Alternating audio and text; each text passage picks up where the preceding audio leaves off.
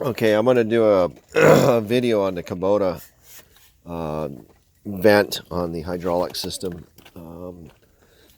There is an issue that I just saw people bringing up on their Kubotas, and they didn't really have a resolution. So I'm going to do you a favor. I'm going to tell you how to resolve this issue. So on these Kubotas, what you have is you've got a vent tube for your hydro system. And if you look at mine, you can see it right there. See that rubber tube? Okay, and that is to vent the excess pressure out of the hydraulic system. And what I've done with mine, if you'll take a close look, I've actually added a plastic hose, okay, so that runs through the frame here, okay. You can see it wraps around here.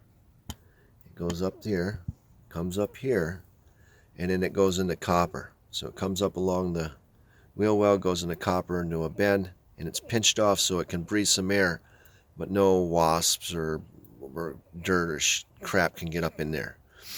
And that is what I did to resolve this. You've got to get the vent tube higher than the case here, and that's the problem. Because if you get on a hill, because I was mowing some hills, I would leak. It's just gobs and gobs and gobs of hydraulic fluid out the back of this tractor, and it was just driving me insane. So that's what I did to resolve mine. You get a steel insert onto that rubber elbow. That's actually a rubber elbow. It's just a pressed in fitting on the PTO, and then put a steel sleeve inside it.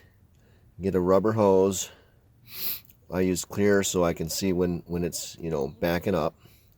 Clear hose, zip tie it so in between or inside that rubber relief hose there, that one with the elbow there, the black one, inside it is a small metal tube, and then over the top of that is the vinyl tubing with a zip tie, right?